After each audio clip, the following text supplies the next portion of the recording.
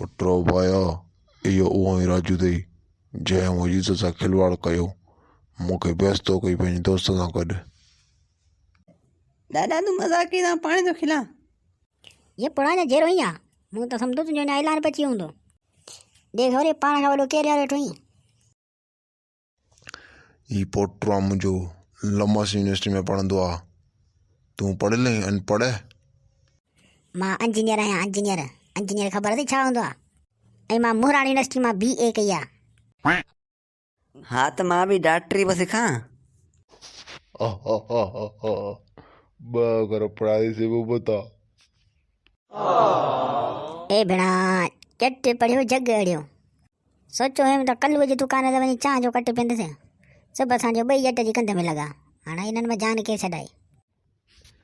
आउं त खणी भला ॼट आहियां पर हेॾो साल जो डॉक्टर विहारे वेठो आहियां इहो कोथो नज़र अचणी बिना टोपी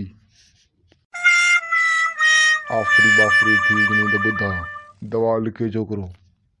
हा ॾाॾे खे तुंहिंजो फ्री में इलाजु कंदोसीं। इलाज ने बकरीअ जो कर जेका अॻियां वेठी अथई। ॿियो हल वल घर मां कढी छॾियां तव्हांखे तॾहिं लॻायो घर खां भाॻो।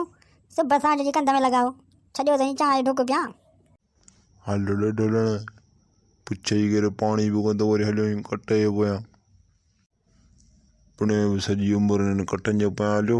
हाणे तुंहिंजो वारो सो तूं बि हिन कटे जे पोयां खुआर थी। मठ कर बड़ा हाणे ने फेराटी भञे ने अची बि ॼाड़ी खणियो बूट जहिड़ो मुंहं ते बीठो ई।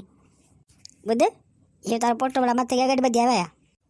तव्हां ॿियनि खे त खदड़ जी मड़ीअ में छॾे अचणु घुरिजे। अलाए कंहिं तव्हांखे हिते विहारियो आहे। सभु असांजो जी मदद में लॻाओ उथोड़े निकिरो। दादा हाणे कंट्रोल कर हाणे बेइज़ती बि थिए।